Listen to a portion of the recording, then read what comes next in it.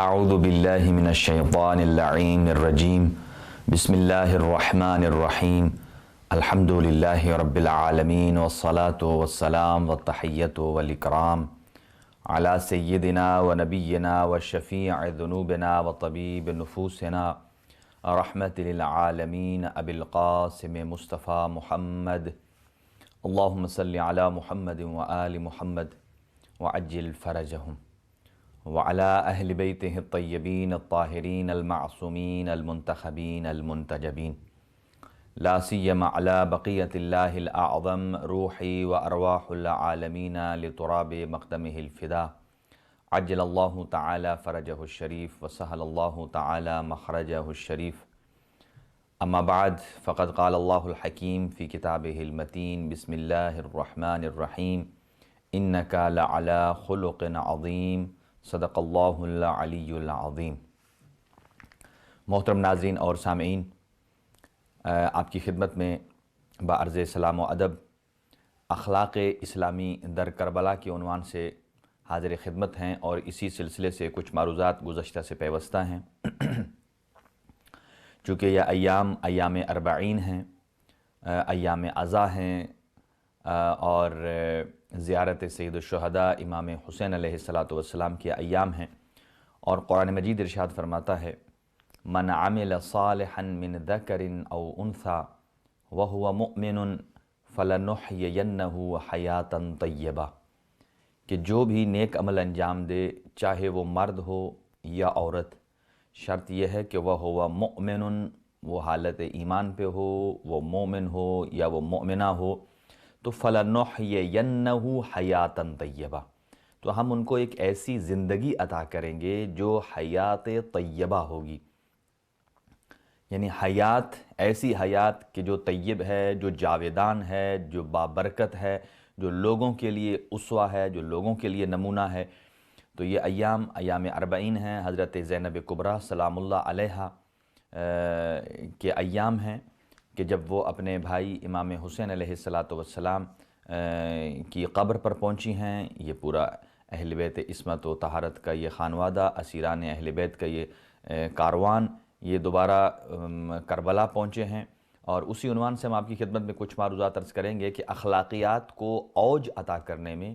اخلاقیات کو بلندی عطا کرنے میں صرف مردوں کا ہی کردار نہیں، بلکہ اس کے ساتھ ساتھ خواتین شانہ بشانہ ان کا کردار بہت اہم ہے، بہت امپورٹنٹ ہے۔ اور جہاں سے اس کی اہمیت ہوتی ہے کہ اگر کسی خاتون کے ہاں ایک موت ہو جائے، کوئی آدمی جوان فوت ہو جائے، تو وہ کفران نعمت کرتے ہیں، وہ اپنی عبادات کو بھول جاتے ہیں، اپنے معمول کے کاموں کو بھول جاتے ہیں، تسبیح الہی کو اس سے غافل ہو جاتے ہیں۔ لیکن زینب کبریٰ سلام اللہ علیہا، جو کہ متمم حماسہ حسینی ہیں، وہ فرماتی ہیں ما رأیت الا جمیلا، کہ میں زینب کبریٰ نے ان امام حسین علیہ السلام اور ان کے اعوان و انصار کی شہادت میں سوائے جمال پروردگار کے کچھ اور نہیں دیکھا ہے۔ اور پھر فرماتی ہیں اللہم تقبل منا ھذا القربان، اے اللہ تو ہم سے اس قربانی کو قبول فرما۔ اس کا مطلب یہ ہے کہ کتنا بڑا عظیم مشن ہے جس کی طرف آپ بڑی ہیں، اور بہت خوبصورت جملے ہیں کہ تاریخ میں کہ زینب کبریٰ سلام اللہ علیہا کا جو کردار ہے، ویسے اہل بیت اطہار کے گھرانے میں سے ہر فرد کمال اور اخلاق کی بلندیوں پر ہے،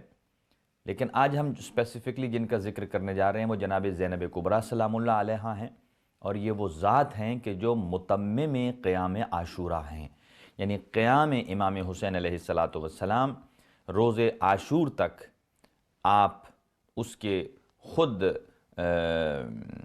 آپ اس کی حفاظت کرنے والے اور اس کو آگے بڑھانے والے، منشور کربلا کو، لیکن آپ کی شہادت کے بعد اس قافلہ حسینی کی سالار جناب زینب کبریٰ سلام اللہ علیہا رہیں، اور متمم قیام عاشوراء ہیں، جو قیام عاشوراء تھا اس کو تمام کرنے والی ہیں۔ اگر زینب کبریٰ سلام اللہ علیہا نہ ہوتیں تو خون سید الشہداء خاک کربلا ہی میں دفن ہو جاتا۔ آج اگر زینب کبریٰ آج جو اگر کربلا میں رونقیں بحال ہیں، پورے جہان میں، پوری دنیا میں جہاں جہاں ذکر سید الشہداء ہو رہا ہے، جہاں کئی لوگ مظلومیت کی حمایت کر رہے ہیں اور ظالم سے اظہار نفرت کر رہے ہیں اور اس سے اظہار مذمت کر رہے ہیں، یہ زینب کبریٰ سلام اللہ علیہا کی محنتوں کا اثر ہے۔ اگر زینب کبریٰ نہ ہوتی تو نسل امامت کا خاتمہ ہو جاتا۔ اگر زینب کبریٰ نہ ہوتیں تو یزید اور آل یزید کا اصلی چہرہ کسی کی پہچان میں نہ آ سکتا۔ شجر اسلام کی آبیاری نہ ہوتی اگر زینب کبریٰ نہ ہوتیں، اسلام کا ہرا بھرا درخت خشک ہو جاتا۔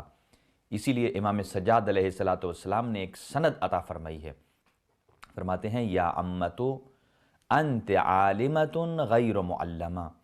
اے پھوپھی اماں آپ ایسی عالمہ ہیں کہ جو غیر معلمہ ہیں، غیر مفہمہ ہیں، یعنی آپ کو کسی نے پڑھایا نہیں ہے، آپ کو کسی نے سمجھایا نہیں ہے، یعنی اس بات کی طرف اشارہ ہے کہ آپ ایسے گروہ صادقین میں ہیں، پنجتن پاک کے گروہ میں ہیں، عصمت و طہارت کے گروہ میں ہیں۔ ایک طرف سید العالمین حضرت محمد مصطفیٰ صلی اللہ علیہ وآلہ وسلم کا کردار ہے، ان کا اسوہ ہے، ان کی سیرت ہے، دوسری طرف امیر المؤمنین علی ابن ابی طالب علیہ السلام کے جو جانشین پیغمبر ہیں، خلیفہ بلا فصل ہیں، اور آپ کا کردار اور آپ کی سیرت ہے، اور اس کے ساتھ ساتھ جناب فاطمہ الزہرا سلام اللہ علیہا جو خاتون جنت ہیں، سیدۃ نساء العالمین ہیں، ان کی تربیت کا اثر ہے۔ پھر الحسن والحسین سیدہ شباب اہل الجنہ، ان کی معیت کا اثر ہے کہ زینب کبریٰ سلام اللہ علیہا دین کی، اسلام کی اور توحید کی، نبوت کی اور امامت کی، معرفت کی اس منزل پر فائز تھیں کہ زمانے کے امام بھی ان کو اپنے مشورے میں شامل رکھتے ہیں۔ اگر جناب زینب کبریٰ سلام اللہ علیہا نہ ہوتی تو اس وقت یزیدیت عام ہوتی، لیکن یہ وہی ذات ہیں کہ جس نے قصر یزید کو لرزہ بر اندام کر دیا، عبید اللہ ابن زیاد کی ساری پالیسیوں کو، ساری ہیلہ بازیوں کو خاک میں ملا دیا، اور اہل کوفہ کو ذلت و خواری کے سمندر میں غرق جس نے کیا ہے وہ زینب کبریٰ سلام اللہ علیہا کا کردار ہے۔ اہل شام کو ہمیشہ کے لیے قعر مذلت میں جس نے دھکیلا وہ زینب بنت علی ہیں، جس نے مظلومیت کو فاتح اور ظالم کو شکست خوردہ ثابت کر دیا، اور جو ستم دیدہ ہے، جو جفا کشیدہ ہے، جس نے اپنے بھائیوں کو، اپنے بچوں کو اپنی نظروں کے سامنے ذبح ہوتے دیکھا ہے، جس نے اسیری کی مصیبت کو برداشت کیا ہو، ایسے دلسوز مراحل کے بعد کوئی یہ سوچ بھی سکتا ہے کہ ایسی دلسوز، ایسی دل شکستہ، ایسی جفا کشیدہ خاتون کوئی ایک حرف بھی ادا کرنے کے لائق ہوگی؟ یہاں تو دنیا میں ایسے اگر کسی کے ساتھ موقع پیش آ جائے تو وہ خودکشی کر لیتے ہیں، لیکن یہ خون علی ابن ابی طالب ہے، یہ شیر فاطمہ الزہرا سلام اللہ علیہا کی تاثیر ہے، یہ اسوہ اہل بیت ہے، یہ اسوہ رسول صلی اللہ علیہ وآلہ وسلم کی ایک جھلک ہے کہ ایسے ماحول میں بھی امیر المؤمنین علی ابن ابی طالب علیہ السلام کی بیٹی نے ایک ایسا عظیم الشان خطبہ ارشاد فرمایا جو اتنا فصیح ہے، اتنا بلیغ ہے، اتنا پرمغز ہے اور اخلاقی اقدار کا حامل ہے، اور اہل کوفہ کو اس خطبے نے متحیر کر کے رکھ دیا، اور اسی خطبے نے حکومت یزید کو لرزا کر رکھ دیا، تخت عبید اللہ ابن زیاد اس سے کانپنے لگا۔ یہ زینب کبریٰ نہ ہوتیں تو متمم خون حسینی اور مبلغہ حماس حسینی جو تھیں زینب کبریٰ، وہ حماس حسینی کو تبلیغ کرنے والی، پہنچانے والی، وہ زینب کبریٰ سلام اللہ علیہا کی شکل میں آشکار ہیں۔ بس اسی سلسلے میں ہم کچھ اور معروضات آپ کی خدمت میں پیش کرتے ہیں کہ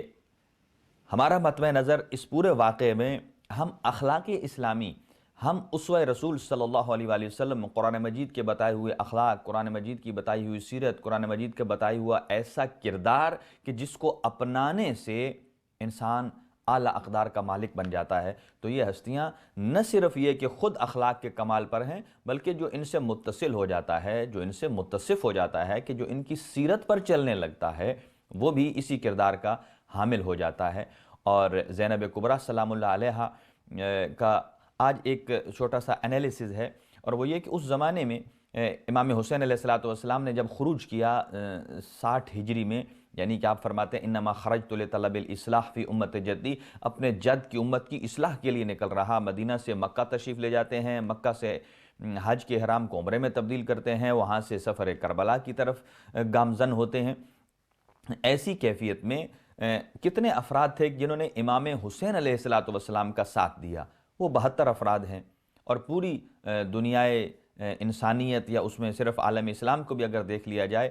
تو تقریباً 1% افراد جو تھے وہ امام حسین علیہ السلام، یہ بھی میں نے بہت زیادہ کہہ دیا، اس سے بھی بہت کم تھے، یعنی فار ایگزامپل کہ 1% آدمی امام حسین علیہ السلام اور 99% یزیدیت کی بیعت کر چکے تھے، اسی کی طرفداریاں حاصل کر چکے تھے، اور اسی کو مذہب سمجھ رہے تھے، اسی کو اسلام اور دین سمجھ رہے تھے۔ لیکن امام حسین علیہ السلام کی شہادت کے بعد، یعنی اس وقت یہ کہا جا سکتا ہے کہ 99% یزیدیت کے طرفدار اور 1% سید الشہداء اور حق اور حقیقت اور اسوہ رسول صلی اللہ علیہ وآلہ وسلم کی حمایت میں تھے۔ لیکن آج 1400 سال گزرنے کے بعد، اتنا عرصہ گزرنے کے بعد، آج آپ وہ رعنائیاں، وہ رونقیں، وہ لبیک یا حسین کی صدائیں آپ فضائے کربلا میں گونجتی ہوئی دیکھتے ہیں۔ صرف وہیں تک محدود نہیں ہے، جناب زینب کبریٰ سلام اللہ علیہا نے اپنے خطبے میں ایک جملہ ارشاد فرمایا تھا کہ فَوَرَبِّ السَّمَاوَاتِ الْعُلَىٰ، میں اس رب کی قسم کھاتی ہوں کہ جو زمین و آسمان کا پروردگار ہے، انی ارا ذکر ابی عبداللہ الحسین یملأ الارض والسماء، کہ میں دیکھ رہی ہوں کہ میرے بھائی حسین ابن علی کا ذکر زمین و آسمان اس سے بھر چکی ہے۔ اور وہی وجہ ہے کہ دنیا میں کوئی گوشہ و کنار ایسا نہیں ہے کہ جہاں سے عاشقان امام حسین علیہ السلام سید الشہداء کو خراج عقیدت پیش کرنے کے لیے کربلا میں نہیں جاتے ہیں، یقیناً جاتے ہیں۔ اور بہت سارے ممالک، اور جو نہیں جا پایا وہ اپنے گھر سے ہی لبیک یا حسین کی آوازیں بلند کرتا ہے، سید الشہداء کی حمایت کرتا ہے، مظلومیت کی حمایت کرتا ہے، اخلاقی اقدار کی حمایت کرتا ہے۔ تو اس وقت 1% امام حسین علیہ السلام کے ساتھ اور 99% مخالفت میں تھے۔ تو آج آپ دیکھ لیجئے کہ سید الشہداء علیہ السلام کی شہادت کے بعد جناب زینب کبریٰ کی محنت، امام سجاد علیہ السلام کے خطبوں کا اثر یہ ہے کہ آج بالکل یکسر وہ ترتیب بدل چکی ہے کہ 99% لوگ امام حسین علیہ السلام کے نام لیوا ہیں، اور کوئی 1% ایسے ہیں کہ جو آج بھی یزیدیت کا دفاع کر رہے ہیں، آج بھی اس یزید کے دور کو اسلامی دور کہنے کے لیے ساری کوششیں اور ساری توانائیاں صرف کر رہے ہیں۔ تو یہ کون سی ایسی طاقت ہے کہ جس نے 99% کو 1 میں تبدیل کیا اور 1 کو 99 میں تبدیل کیا؟ یہ زینب کبریٰ سلام اللہ علیہا کی محنت ہے، آپ کی حکمت ہے، آپ کے خطبات ہیں، آپ کی وہ فصاحت اور بلاغت سے بھری ہوئی گفتگو ہے، اور آپ کے وہ حقائق ہیں۔ آپ نے ان اخلاقیات کی تعلیم دی ہے کہ جنہوں نے قصر یزید کو ہلا کر رکھ دیا، جنہوں نے مظلومیت کی حمایت میں لوگوں کو آمادہ کیا، یہاں تک کہ جب آپ خطبہ ارشاد فرما رہی تھیں تو بہت سارے لوگ وہاں گریہ کر رہے تھے آپ کے الفاظ کو سن کر، اور وہ افراد کے جو اس وقت یا آج بھی یزیدیت کا دفاع کر رہے ہیں، وہ بھی کھل کر نہیں کر سکتے، اس لیے کہ جو کھل کر کرتا ہے آج بھی زینب کبریٰ سلام اللہ علیہا کی خطبوں کی آواز اس کو دبا کر رکھ دیتی ہے۔ تو یہ اس میں بہت بڑا کردار جناب زینب کبریٰ سلام اللہ علیہا کا ہے۔ شہادت امام حسین علیہ السلام کے بعد آپ مبلغہ قیام عاشوراء ہیں، اور آپ کی ذمہ داریاں اور عصر عاشور امام حسین علیہ السلام نے تمام تر ذمہ داریاں حضرت زینب کبریٰ سلام اللہ علیہا کو تمام جو مواریث تھے آپ کو وراثتیں آپ کے سپرد کی۔ اور زیارت وارثہ میں آپ پڑھتے ہیں السلام علیکہ یا وارث آدم صفوت اللہ، حضرت آدم علیہ السلام کی صفوت کے وارث ہمارا آپ پر سلام ہو، حضرت نوح کی نجیت کے وارث ہمارا آپ پر سلام ہو، حضرت ابراہیم کی خلت کے وارث آپ پر سلام ہو۔ تمام کی تمام امانتیں جناب زینب کبریٰ سلام اللہ علیہا کے حوالے کی تھیں، اور شہید مطہری نے یہاں بہت خوبصورت جملات لکھے ہیں، اور وہ یہ کہ ساری امانتیں سید الشہداء امام حسین علیہ السلام نے جناب زینب کبریٰ سلام اللہ علیہا کے حوالے کی، اور انہوں نے امام سجاد علیہ السلام تک وہ چیزیں پہنچائیں۔ تو مبلغہ قیام عاشورہ کی ذمہ داریوں میں سے یہاں علماء کرام نے مختلف ترتیبوں سے اس کو مرتب کیا ہے کہ نمبر 1 پہلی ذمہ داری حجت خدا کی حفاظت، دوسری قافلہ حسینی کی نظارت، اور تیسرا حفاظت خون حسین۔ یہاں اخلاقی عنوان سے ہی میں ایک حدیث مبارکہ آپ کی خدمت میں پیش کرتا ہوں۔ وقال الصادق علیہ السلام، اصول کافی میں یہ روایت موجود ہے۔ امام جعفر صادق علیہ السلام ارشاد فرماتے ہیں کہ ہم ایسے لوگوں کو دوست رکھتے ہیں، یعنی ہمارے حلقہ احباب میں ایسے افراد ہونے چاہیے جن میں یہ صفات پائی جائیں، اور خدا نے انبیاء کرام علیہ السلام کو مکارم اخلاق سے مخصوص فرمایا ہے۔ یعنی جتنے انبیاء گزرے ہیں، 1,24,000 انبیاء رسول ہیں اور اس کے ساتھ اولو العزم انبیاء ہیں، یہ سب کے سب مکارم اخلاق سے مخصوص ہیں، اور جن میں یہ صفات موجود ہیں وہ شکر خدا کو بجا لائیں، اور جن میں یہ نہیں ہیں امام فرماتے ہیں تضرع اوزاری کے ساتھ اپنے اندر پیدا کرنے کی انہیں کوشش کی جائے۔ جب امام یہ فرما رہے تھے تو عبداللہ ابن بکیر کہتے ہیں جعلت فداک یا ابن رسول اللہ، اے فرزند پیغمبر میں آپ پر قربان جاؤں۔ آپ ارشاد فرمائیے وہ کون سی صفات ہیں کہ جو صفات ایسے لوگوں میں پائی جاتی ہیں کہ جنہیں آپ دوست رکھتے ہیں، اور وہ انبیاء کی صفات ہیں، وہ مکارم اخلاق ہیں، مکارم انبیاء ہیں۔ آپ نے ارشاد فرمایا پہلا ورع، یعنی انسان واجبات پر عمل کرتا ہو اور حرام کاموں سے اجتناب کرتا ہو، یعنی شریعت الہی کا پابند ہو، اللہ پروردگار عالم کی اطاعت کرتا ہو، ان کے رسول کی اطاعت کرتا ہو، اور اولو الامر کی اطاعت کرتا ہو۔ اور دوسرا ہے قناعت، یعنی کہ جو جتنا جس جگہ ضرورت ہے اسے اتنا ہی خرچ کرے، اسی پر قانع رہے، یعنی کہ اگر ضرورت سے زائد بڑھ جائے تو اسراف ہے، اور اگر ضرورت سے کم پر آمادہ ہو جائے تو یہ بخل اور کنجوسی ہے۔ کہا یہ دونوں بری صفات ہیں، قناعت اچھی صفت ہے۔ پھر فرمایا صبر اور تحمل، جو کہ انبیاء کی صفت ہے۔ جہاں جہاں وہ تبلیغ اسلام، تبلیغ دین کے لیے جاتے تھے، لوگ جس طرح کا رویہ اختیار کرتے تھے، آپ صبر و تحمل سے کام لیتے تھے۔ شکر پروردگار کو بجا لانے والا ہمارا دوست ہوتا ہے، حلم اور بردباری رکھنے والا ہمارا دوست ہوتا ہے۔ اور پھر فرمایا حیا ایک ایسی صفت ہے کہ ہمارا دوست اہل بیت اطہار علیہ السلام کے قرب و جوار میں رہنے والا کبھی بھی بے حیا نہیں ہوتا ہے، وہ غیرت مند شخص ہوتا ہے، وہ حیادار ہوتا ہے۔ اور پھر فرماتے ہیں نیکسٹ صفت یہ ہے کہ وہ سخی ہو۔ سخی اور فضول خرچ اور اسراف میں بہت فرق ہے۔ سخی ہو، شجاع، دلیر ہو، غیرت، یعنی اس میں ہمیت، غیرت موجود ہو، چاہے وہ ہمیت انسانی ہو، چاہے وہ غیرت اسلامی ہو، غیرت دینی ہو، اس کے اندر موجود ہونی چاہیے، کیونکہ یہ غیرت دینی ہی ہے کہ جو انسان کو برائیوں سے روکتی ہے اور اچھائیوں کی طرف لے جاتی ہے۔ نیکی کرنے والا، سچائی بولنے والا، سچ بولنے والا، اور ادائے امانت۔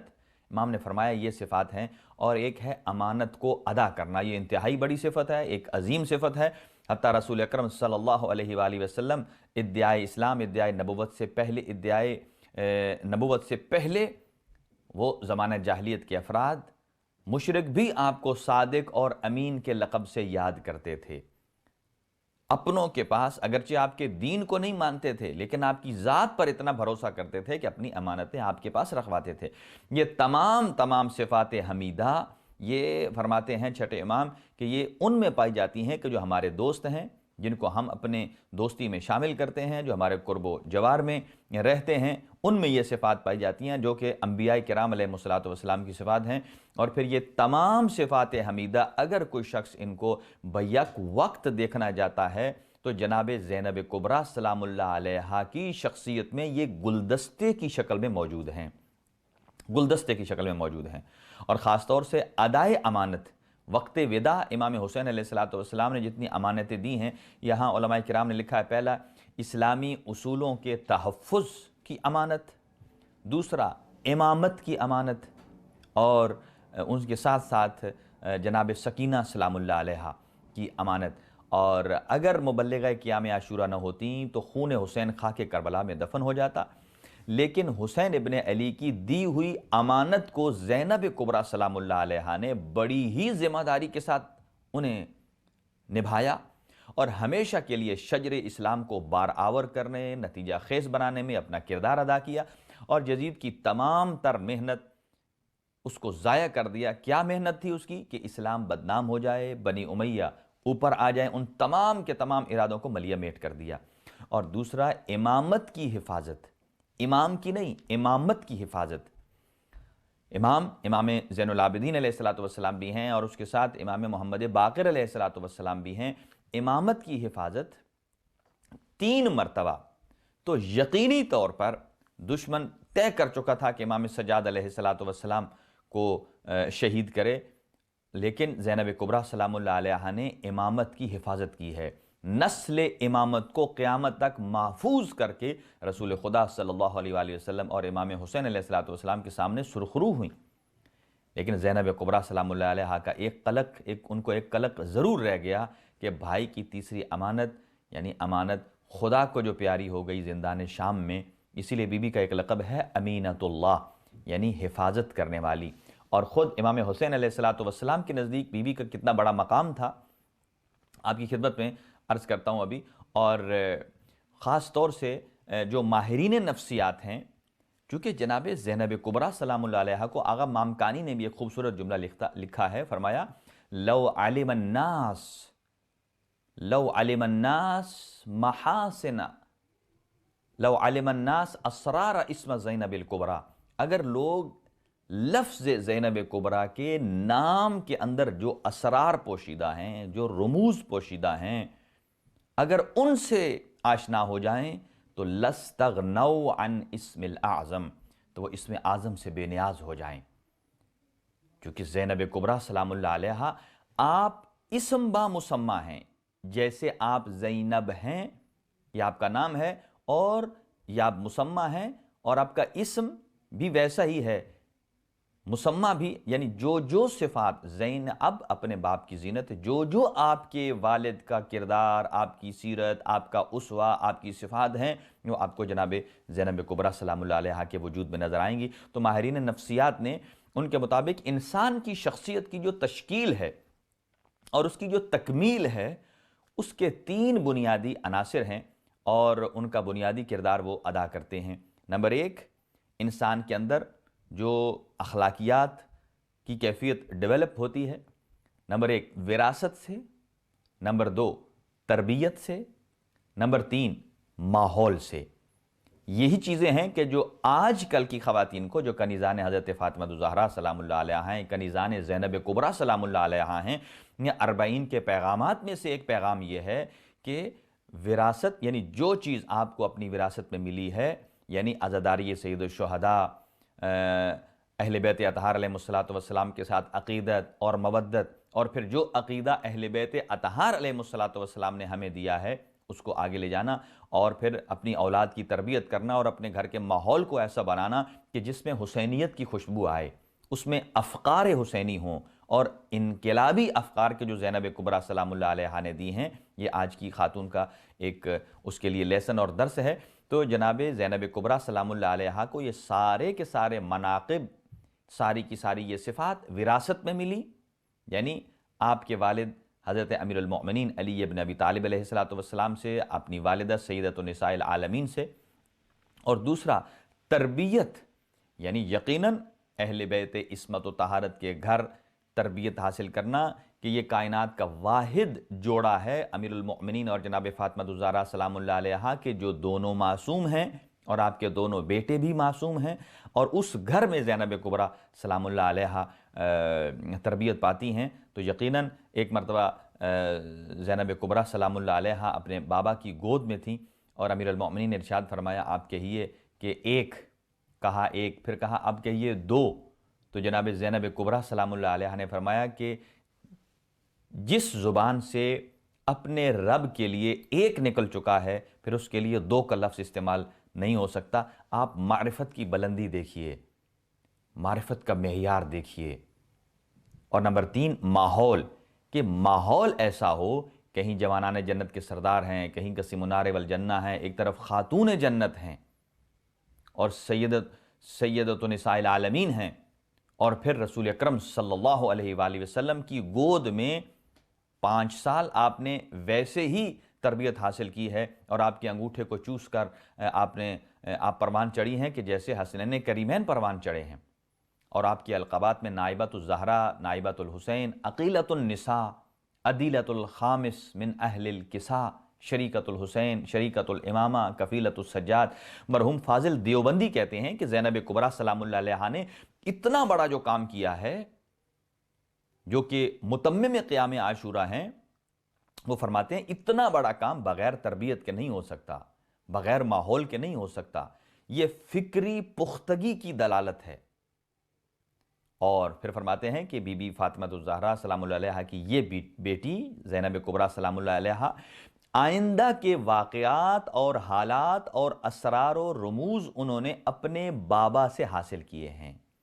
یعنی فرماتے ہیں چنانچہ کہ بی بی علم ما کان اور علم ما یکون سے واقف تھیں۔ مرحوم فاضل دیوبندی کہتے ہیں کہ علم ما کان وہ جو کچھ ہو چکا ہے، علم ما یکون جو ہونے والا ہے۔ اس کا مطلب ہے زینب کبریٰ سلام اللہ علیہا پوری مکمل معرفت رکھتی تھیں اس واقعہ کربلا میں کیا ہو چکا ہے، کیا ہونے والا ہے، کیا ہوگا، اور اس کے بعد ہمیں کیا کرنا ہے، ان تمام تر ذمہ داریوں کو آپ جانتی تھیں۔ ایک مرتبہ جب اسی کوفہ میں امیر المؤمنین علی ابن ابی طالب علیہ السلام اپنے دور خلافت میں اپنے گھر تشریف لاتے ہیں تو زینب کبریٰ سلام اللہ علیہا خواتین کو درس دے رہی تھیں، اور کون سی آیت؟ یہ حروف مقطعات کاف، ہا، یا، عین، صاد۔ اور امیر المؤمنین نے پوچھا کہ زینب کبریٰ سلام اللہ علیہا سے کہ آپ جانتی ہیں کہ اس کی تفسیر کیا ہے، اس میں آپ بھی موجود ہیں؟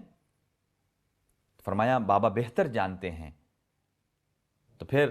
امام نے اس کی ڈیٹیل بتائی۔ جناب زینب کبریٰ سلام اللہ علیہا نے فرمایا جی ہاں، ان تمام چیزوں کو میری والدہ فاطمہ الزہرا سلام اللہ علیہا نے مجھے بتایا۔ تو مرحوم فاضل دیوبندی فرماتے ہیں یہ جو دریائے علم و معرفت ہے، یہ زینب کبریٰ سلام اللہ علیہا کے سینے میں علم اور معرفت کا بحر بے کراں ہے جو ٹھاٹھے مار رہا ہے، جس سے فصیح و بلیغ خطبات آپ ارشاد فرماتی ہیں در حقیقت وحی و نبوت و ولایت کے سرچشمے سے متصل ہیں، جن سے آپ سیراب تھیں، اور اسی مضبوط دسترس کی وجہ سے معصومین علیہ الصلوۃ والسلام نے انہیں اپنے مشورے میں شامل رکھا ہے، اور آپ کو کسی کے سامنے زانو یا تلمس طے کرنے کی ضرورت نہیں ہوئی، کیونکہ خود جس گھر میں موجود ہیں وہ علم لدنی کے مالک ہیں، معدن رسالت ہیں، علم و معرفت کا خزانہ ہیں۔ اور جب آپ اس دنیا میں آپ تشریف لائیں تو رسول اکرم صلی اللہ علیہ وآلہ وسلم نے ارشاد فرمایا کہ میری امت کے حاضرین کو اور غائبین کو میری اس بیٹی کی کرامت سے آگاہ کریں کہ وہ اپنی جدہ خدیجہ الکبریٰ سلام اللہ علیہا کی مانند ہیں۔ اس تشبیہ میں بھی ایک بڑا گہرا اثر ہے، بڑا گہرا راز ہے کہ جیسے جناب خدیجہ الکبریٰ سلام اللہ علیہا پربرکت، ان کا جو پربرکت وجود ہے اسلام کی شجرکاری میں جتنا فائدہ مند ثابت ہوا ہے، آپ نے ایک ماں کی طرح اسلام کے شجر کی خدمت کی ہے، ایثار کیا ہے، جانی ایثار کیا ہے، مالی طور پر ایثار کیا ہے۔ اسی طرح زینب کبریٰ سلام اللہ علیہا نانی کے نقش قدم پر چلتے ہوئے اسلام کی خدمت کی ہے، اسلام کے درخت کو آبیاری کی ہے، اس کی پرورش کرنے میں عظیم سانحہ عاشورہ میں سب قربانیوں میں آپ نے کردار ادا کیا۔ یہاں تک کہ علماء فرماتے ہیں کہ جتنے 18 بنی ہاشم کے شہید ہوئے ہیں، یا جن میں اکثر جو جوان تھے، ان کو حضرت زینب کبریٰ سلام اللہ علیہا نے تربیت کیا ہے، پروان چڑھایا ہے، اور وہ پہلے سے جانتی تھیں کہ کیا واقعات رونما ہونے والے ہیں، اور آپ کی عبادت کا عالم۔ اور یہاں میں ذمہ داریوں کی طرف آ رہا ہوں کہ جناب زینب کبریٰ سلام اللہ علیہا خود امام حسین علیہ السلام آپ کا کس قدر احترام اور عزت کی نگاہ سے دیکھتے تھے، چونکہ آپ مجسمہ اخلاق ہیں اور مفسرہ قرآن ہیں۔ قرآن کا ناظرہ پڑھنا اور ہے، ظاہری ترجمہ کرنا اور ہے، لیکن قرآن مجید کی تفسیر بیان کرنا وہ اور بات ہے۔ جناب زینب کبریٰ سلام اللہ علیہا مفسرہ قرآن تھیں، جن کے والد گرامی نے فرمایا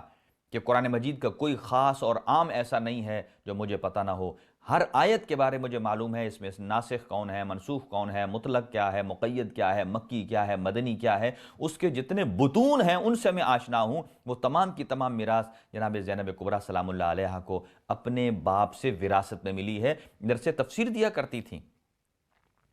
اور احترام جناب زینب کبریٰ سلام اللہ علیہا کیا ہے کہ جتنی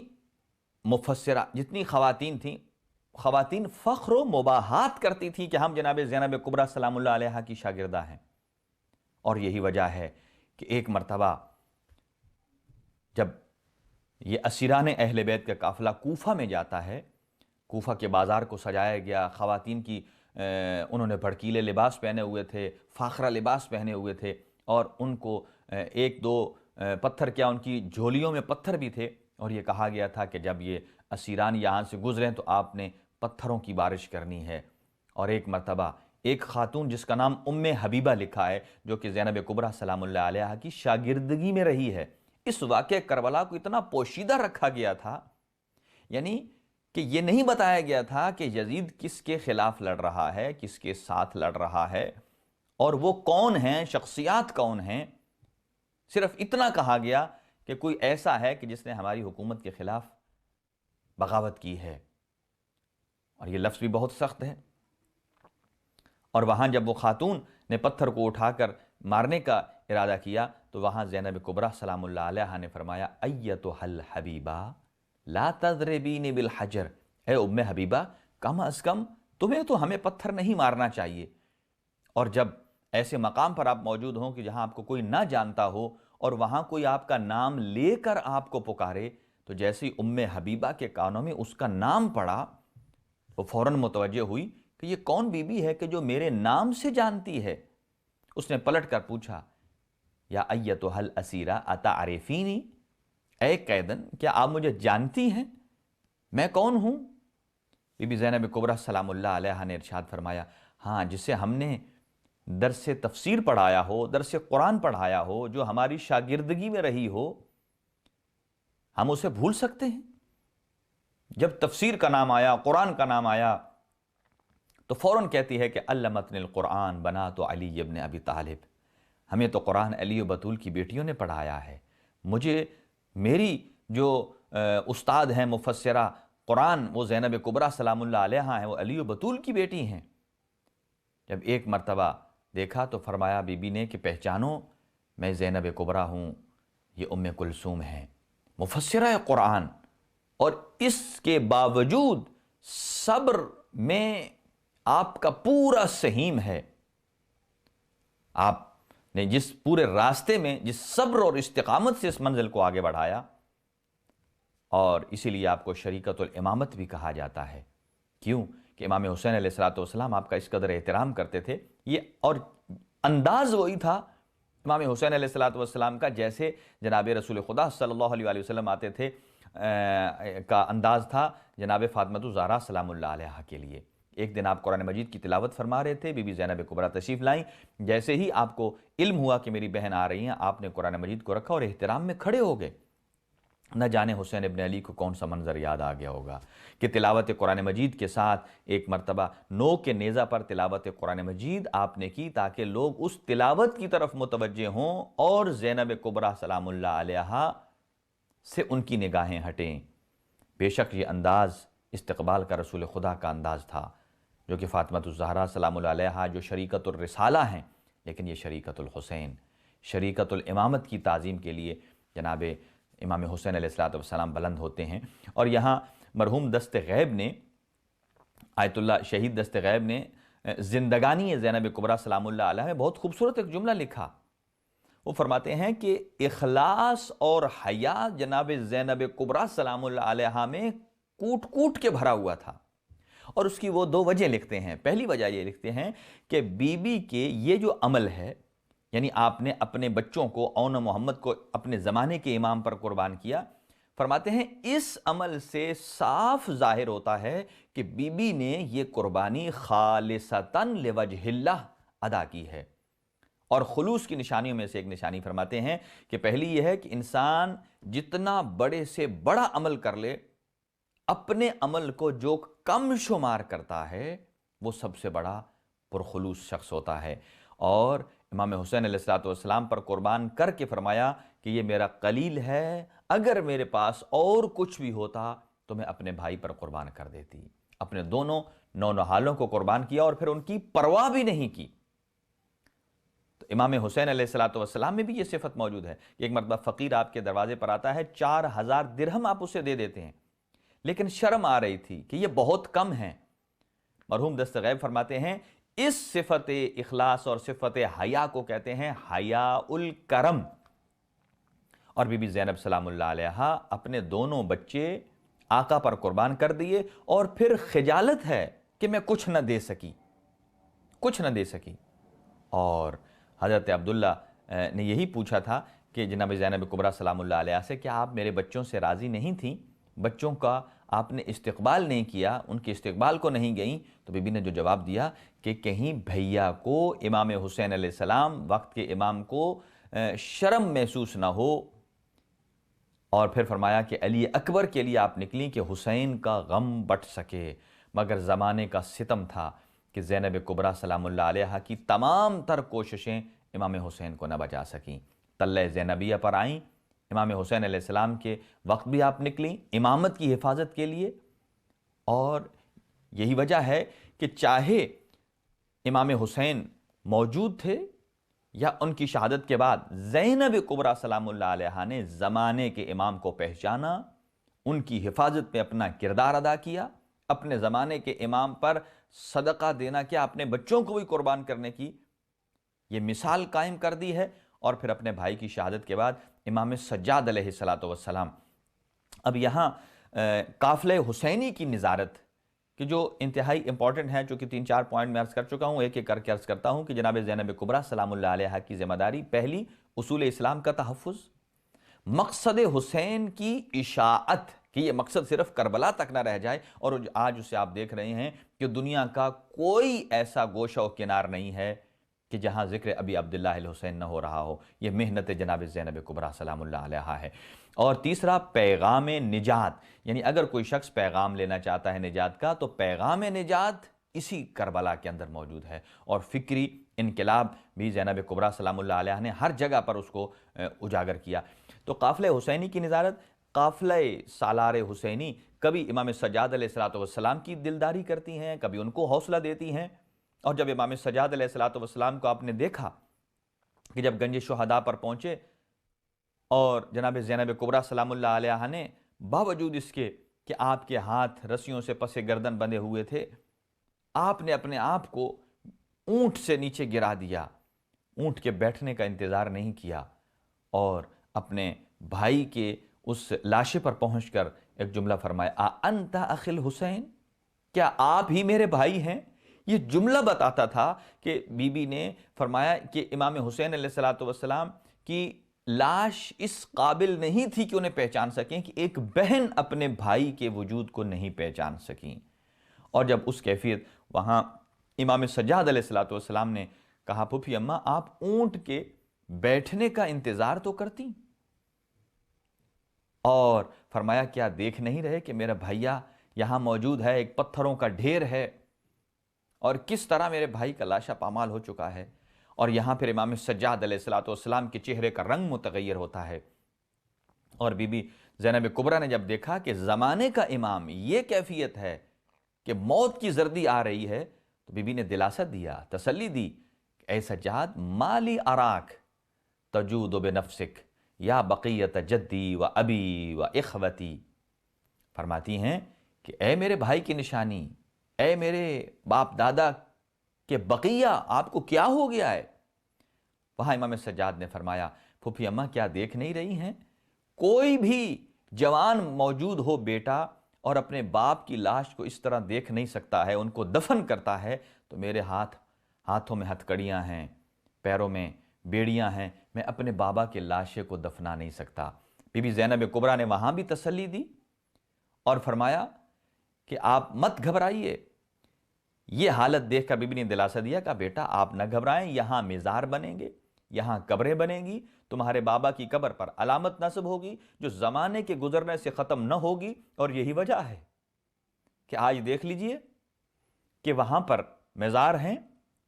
لوگ سید الشہداء عاشقان امام حسین علیہ السلام اس کاروان عشق کو لے کر کے آگے بڑھ رہے ہیں، اور دوسری طرف یزید تھا، تو فاتح کون ہوا؟ تو شام غریبہ میں بھی نگہداری جو کہ زینب کبریٰ نے اپنے بھائی کے بچوں کو تلاش کیا، پھر جناب سکینہ سلام اللہ علیہا کو تلاش کیا، اور کسی بچے کے پورے راستے میں کسی بچے کے گرنے سے خود کو جناب زینب کبریٰ سلام اللہ علیہا اونٹ کی پشت سے گرا دیتی تھی۔ یہ تمام تر کام قہرمان کربلا کی ذمہ داریوں میں شامل تھے۔ حفاظت خون حسینی، اہم ذمہ داری یہ تھی کہ خون حسین علیہ السلام صرف کربلا تک محدود نہ رہ جائے، بلکہ پورے عالم میں اس کی سرخی قلوب کو متحول کر دے اور بنی امیہ کے ظلم کو آشکار کر دے۔ اور اس ذمہ داری کو زینب کبریٰ سلام اللہ علیہا نے مختلف صورتوں میں ادا کیا۔ بس ہمارا وقت تیزی سے جا رہا ہے، 3-4 پوائنٹس کی طرف اشارہ کرتا ہوں کہ نمبر 1 کہ زینب کبریٰ سلام اللہ علیہا نے اس خون حسینی کی حفاظت کو اور دنیا میں اس کی نشر و اشاعت کرنے میں کتنے طریقے استعمال کیے؟ مختلف صورتیں ہیں۔ نمبر 1، کبھی زینب کبریٰ سلام اللہ علیہا نے گریہ کر کے آنسوؤں کے سیلاب سے یزیدیت کے قصر کو ڈبو دیا۔ گریہ کرتی تھیں، ساتھ خواتین اور تھیں، وہ گریہ کرتی تھیں۔ آپ اور ہم آج مجلس کرتے ہیں، ایک واعظ ہوتے ہیں، ایک مصائب خان ہوتے ہیں جو مصائب پڑھتے ہیں اور باقی گریہ کرتے ہیں، لیکن جب زینب کبریٰ سلام اللہ علیہا نے یزید کے دربار میں جب مجلس کا انعقاد کیا، جب رہائی ہوئی، تو وہاں کوئی مصائب خان نہیں تھا، پڑھنے والا واعظ نہیں تھا، ساری بیبیاں وہاں موجود تھیں۔ بس ایک بیوی کہتی تھی واہ حسینہ، تو ساری بیبیاں رو پڑتی تھیں۔ کوئی بیوی کہتی واہ حجابہ، ساری بیبیاں گریہ کرنے لگ پڑتی تھیں۔ اور نمبر 2، کبھی خود زینب کبریٰ سلام اللہ علیہا نے دربار یزید میں مجلس بپا کر کے جب رہائی ہوئی، اور یہی بات ہم عرض کرتے ہیں، اگر کوئی آج دیکھنا چاہتا ہے کہ آیا وہاں فاتح کون ہے اور مفتوح کون ہے، تو ہمیشہ فاتح وہ ہوتا ہے جو اپنی شرطیں منواتا ہے، کسی کی شرطیں مانتا نہیں ہے۔ جب یزید نے کہا کہ آپ کی رہائی ہے، آپ رہا ہیں، چاہے تو مدینہ چلے جائیں، چاہے تو یہیں رہیں، تو میں انتظام کرتا ہوں، زینب کبریٰ سلام اللہ علیہا نے فرمایا اس سے کہو پہلے تو ہمارے تبرکات واپس کرے، ہمارے سروں کو واپس کرے، اور ہمیں ایک مکان دیا جائے کہ جہاں میں جی بھر کے اپنے بھائی کو گریہ کروں، اپنے بھائی کی مظلومیت کو بیان کروں اور اپنے بھائی کی مجلس کو بپا کروں۔ تو یہ تمام مجالس یہ زینب کبریٰ سلام اللہ علیہا کی دعا کا اثر ہیں، اور انہی کی سیرت ہے۔ مجلس کو برپا کر کے بتا دیا کہ مظلومیت اور خون حسین کا یہ اثر ہے کہ آج خود قاتل مجبور ہے کہ اپنے دربار میں مظلومیت سید الشہداء کی فتح کا اعلان کرے۔ زینب کبریٰ سلام اللہ علیہا نے وہاں تمام مصائب کو بیان کیا، اور انہی طریقوں میں سے ایک طریقہ تقریر اور خطبے کا تھا کہ جو زینب کبریٰ نے کبھی کوفہ کے دربار میں دیا، کبھی شام کے دربار میں دیا، اور تقریر اور خطبے کے ذریعے کاشف الغطاء مرحوم فرماتے ہیں کہ جناب زینب کبریٰ نے ایسے مقام پر خطبات ارشاد فرمائے کہ بی بی دشمن کے نرغے میں ایسے تھیں جیسے زبان 32 دانتوں کے درمیان ہوتی ہے، اور بی بی نے جو خطبات ارشاد فرمائے، اور پھر جو خطبہ کوفہ کا تھا اور شام دونوں کے خطبات میں بڑا فرق ہے۔ اور ابھی واقعہ کربلا کو فقط 2 دن ہوئے تھے کہ جب یہ اہل بیت عصمت و طہارت کا یہ اسیران کا قافلہ جب کوفہ پہنچا ہے،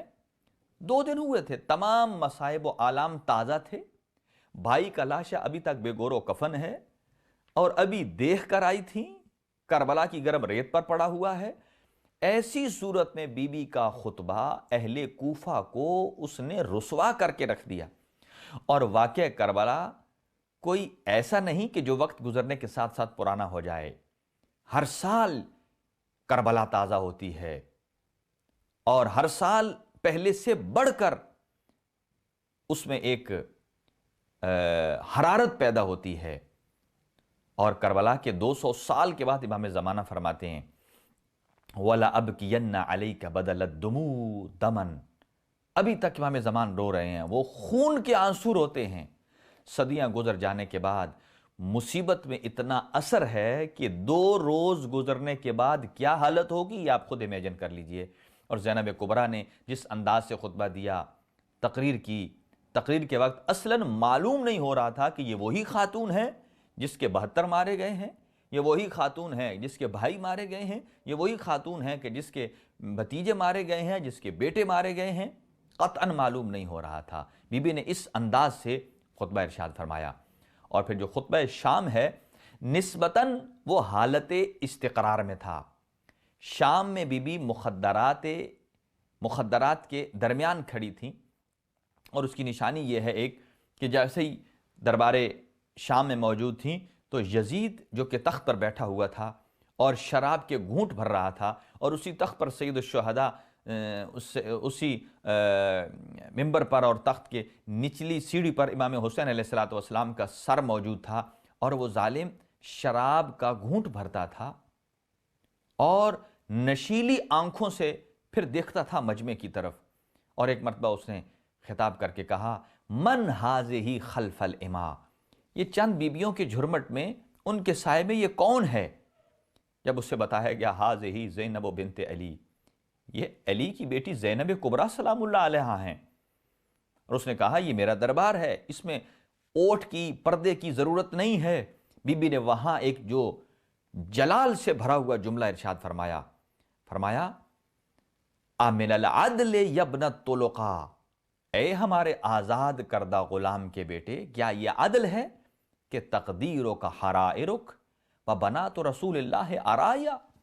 کہ تیری بہو بیٹیاں تو پردے میں بیٹھیں اور بنات رسول بے مقنع و ردا ہوں۔ جب یہ مخدرات کے بیچ میں موجود تھی شام میں، جب کوفہ میں ایسا نہیں تھا، اور آپ بخوبی جانتے ہیں کہ خطبہ دینے کے لیے جگہ کا مستقر ہونا خطیب کے لیے ضرورت ہے۔ اس کے مختلف جوابات ہیں۔ ایک بہت مشہور رائٹر ہیں جنہوں نے خطابت پر بہت ساری کتابیں لکھی ہیں، کوٹ فریشلر، ایک ان کا جواب ہے، اور اسی طرح ایک اور جواب ہے ابن قتیبہ بہاؤالدین محمد قاضی بالابق ہیں، انہوں نے جواب دیا ہے۔ وقت ملا تو آپ کی خدمت میں عرض کریں گے کہ جناب زینب کبریٰ سلام اللہ علیہا نے انہوں نے کمپیئر کیا ہے کہ خطبہ شام اور خطبہ کوفہ میں کیا فرق ہے۔ تو کوفہ میں بی بی جانی پہچانی جگہ پر تھیں، چونکہ اب وہاں کی سر شناختہ شخصیات میں شمار ہوتی تھیں۔ حضرت امیر المومنین کا 4.5 سالہ دور حکومت، اور 41 ہجری کو آپ نے کوفہ کو الوداع کیا، اور مفسر قرآن کی یادیں سب کے دلوں میں محفوظ تھیں، مگر شام میں بی بی کا کوئی سابقہ نہیں تھا۔ کوفہ میں مخاطب عوام الناس تھے، جبکہ شام میں مخاطب حاکم شام یزید تھا۔ اور بی بی نے جو مثال دی پھر فرمایا، اس عورت کی طرح تم ہو کہ سارا دن محنت کر کے مضبوط ڈوری بناتی ہے چرخہ کاٹنے والی، اور شام کو خود اسے کھول دیتی ہے۔ یعنی بی بی نے ان کے ضمیروں کو جھنجھوڑا، ان کی افکار کو ہلا کے رکھ دیا کہ پہلے تم ہی لوگوں نے بیعت کی، پھر تم نے بیعت توڑ دی، اور اب تم گریہ کر رہے ہو، یہ مکاری کا گریہ ہے۔ اور یہاں لوگ جھوٹ بولتے ہیں جو کہتے ہیں، یہ بالکل حقیقت کے خلاف ہے، کہ یزید کو رسول خدا صلی اللہ علیہ وآلہ وسلم خواب میں آئے کہ میرے اہل بیت کو آزاد کر دو۔ یقیناً یزید جیسا لعین اور پلید اور نجس شخص رسول اکرم صلی اللہ علیہ وآلہ وسلم کبھی اسے دیکھنا بھی نہیں چاہتے، اور خود فرماتے ہیں کہ جس طرح مجھے اذیت دی گئی ہے اس طرح کسی اور نبی کو اذیت نہیں دی گئی ہے۔ تو یہ رسول خدا خواب میں نہیں آئے، اور اس میں ایک سقم یہ ہے، اگر 1 سال قید میں رہے ہیں یہ اسیران اہل بیت، تو 1 سال بعد ہی کیوں رسول اکرم صلی اللہ علیہ وسلم خواب میں آ رہے ہیں؟ کیا اتنا عرصہ پہلے رسول اکرم صلی اللہ علیہ وسلم یہ سب اذیت اور تذلیل برداشت کرتے رہے؟ یہ خلاف حقیقت باتیں ہیں، ان کا کوئی حقیقت سے تعلق نہیں ہے۔ ہاں، جس چیز نے رہائی پر مجبور کیا وہ زینب کبریٰ سلام اللہ علیہا کے خطبات ہیں، جس نے شام کے در و دیوار کو ہلا کر رکھ دیا، جس نے کوفہ میں ان کے تمام پالیسیوں اور تمام ان کی حکمتوں کو ملیہ میٹ کر کے رکھ دیا۔ اور امام سجاد علیہ السلام کے خطبات ہیں۔ اور جب اس نے کہا کہ آپ رہائی ہے، جا سکتے ہیں، امام سجاد علیہ السلام نے فرمایا کہ جب میں یہ بات اپنی پھپھی زینب کبریٰ سلام اللہ علیہا سے پوچھ کے بتاؤں گا۔ اور یہاں جب مصیبت کے جملے کہ جب رہائی ہوئی اور ایک مرتبہ یزید نے حکم دیا کہ فلاں شخص کو دربار میں بلایا جائے جو کہ زنجیر اتارنے کا کام کرتا ہے، اور ادھر سے کہا کہ امام سجاد علیہ السلام کو بھی لایا جائے۔ امام سجاد علیہ السلام اس زندان کی کیفیت کیا تھی کہ اس کے اوپر کوئی چھت نہیں تھا، سردی اور گرمی روکنے کا کوئی ذریعہ موجود نہیں تھا۔ خود امام فرماتے ہیں اس 1 سال کی قید کے بعد ہماری کیفیت یہ ہو چکی تھی، ہمارے جسم کا رنگ، ہمارے بدن کی کیفیت ایسے ہو چکی تھی کہ ہم ایک دوسرے کو پہچان نہیں سکتے تھے، اور بدن اتنے ضعیف ہو چکے تھے، اتنے نحیف ہو چکے تھے۔ اور جب کہا نا کہ بلایا جائے فلاں شخص کو کہ جو زنجیر اتارتا ہے، اور جب امام سجاد علیہ السلام کو بلایا گیا، اور وہ جب کی میکر جو امام کے زنجیروں کی وہ کڑیاں کھولنے جا رہا تھا، جب وہ کھول رہا تھا تو اس نے دیکھا کہ امام سجاد علیہ السلام زاروں کے تار رو رہے تھے، اور وہ شخص کہتا ہے کہ اے قیدی، تو عجیب قیدی ہے، آپ سے پہلے بھی میں قیدیوں کے زنجیر اتارتا ہوں، لیکن وہ تو خوش ہوتے ہیں، ان کے چہرے پر خوشی اور مسرت کے آثار آتے ہیں کہ وہ زندان سے رہائی پا رہے ہیں۔ لیکن امام نے فرمایا 2 اسباب ہیں۔ پہلا سبب یہ کہ جن اوروں میں اور مجھ میں فرق یہ ہے، جن کے تو پہلے زنجیر کھول چکا ہے، ان کے کچھ نہ کچھ ورثاء ہیں، کئی وارث ہیں کہ جب ان کی رہائی ہو رہی ہوتی ہے تو وہ ان کے استقبال کے لیے زندان کے دروازے پر انہیں وصول کرنے کے لیے آتے ہیں۔ کسی کا باپ آ رہا ہوتا ہے، کسی کا بھائی ہے، کسی کا بیٹا ہے، اور فرمایا کہ میں مظلوم کا بابا 3 دن کا پیاسا اور بھوکا کربلا کے بن میں سو گیا، میرے چچا حضرت عباس شانے کٹا چکے، میرا بھائی علی اکبر چھاتی میں برچھی کھا چکا۔ اور کہا دوسری وجہ کہ یہی وہ زنجیر ہے میرے کہ جب یہ ظالم مجھے دھوپ پہ بیٹھاتے تھے تو میری بہن سکینہ جو اپنے حصے کا پانی ملتا تھا نا، میرے زنجیروں پر ڈال کر کہتی تھیں کہ اے سجاد، اے میرے بھیا، اے آقا، یہ کب آپ کے اسیر کب آپ کے زنجیر اتریں گے اور آپ کے ہاتھ رہا ہوں گے اور ہم مدینہ واپس جائیں گے، اجرکم علی اللہ۔ اور آج وہ کہتا ہے میری زنجیر، امام نے فرمایا میرے زنجیر تو اتر رہے ہیں، لیکن میری وہ بہن موجود نہیں ہے، وہ اسی خرابہ زندان میں، اسی زندان شام میں دفن ہیں۔ اور یہیں سے جب رہائی کے بعد وہاں سے نکلنے لگے، اور جب امام سجاد علیہ السلام نے دیکھا 3 دن وہاں قیام ہوا، مجلس کا انعقاد کیا، اور جب امام نے دیکھا کہ ابھی یہاں سے واپس جانا چاہیے، فرمایا پھپھی اماں اب آمادہ ہو جائیے، ہم اب مدینہ واپس جاتے ہیں۔ جب وہاں سے نکلنے لگے تو کہا بی بی زینب کبریٰ سلام اللہ علیہا نے، بیٹا سجاد، آپ کی والدہ رباب مجھے نظر نہیں آ رہی ہیں۔ کہا اماں جان ہم انہیں لے کر چلیں گے، راستے سے لیتے چلیں گے۔ جب یہاں سے چلے تو زندان شام میں جناب سکینہ کی قبر سے لپٹ کر جناب رباب رو رہی تھیں اور کہہ رہی تھیں کہ اے رباب اٹھو، او اب ہم مدینہ جا رہے ہیں، تم ہی تو زیادہ پوچھتی تھی نا کہ کب میرے بھیا ہماری قیدیں رہا ہوں گی اور ہم مدینہ جائیں گے، آؤ ہم مدینہ جا رہے ہیں۔ زینب کبریٰ سلام اللہ علیہا نے شام کی عورتوں کو فرمایا دیکھو میری ایک نشانی یہاں موجود ہے، میں اسے چھوڑ کر جا رہی ہوں، ان کی قبر پر آنا، ان کی قبر پر پانی چھڑکنا۔ الا لعنت اللہ علی القوم الظالمین وسیعلم الذین ظلموا ای منقلب ینقلبون۔ پروردگار بحق محمد و اہل بیت محمد ہم سب کو اسوہ رسول اور اسوہ اہل بیت پر عمل پیرا ہونے کی توفیق عنایت فرما۔ پروردگار مقصد عاشورہ اور مقاصد کربلا کو سمجھنے اور ان پر عمل پیرا ہونے کی توفیق عنایت فرما، اور امام زمان جو کہ وارث کربلا ہیں عجل اللہ تعالی فرجہ شریف، ان کے ظہور میں تعجیل فرما، ہم سب کو امام کے اعوان و انصار میں شمار فرما۔ قلب ناظرین حضرت حجت ابن الحسن العسکری علیہ السلام کو ہماری جانب سے راضی و خوشنود فرما۔ وصلی اللہ علی سیدنا محمد وآلہ الطیبین الطاہرین المعصومین۔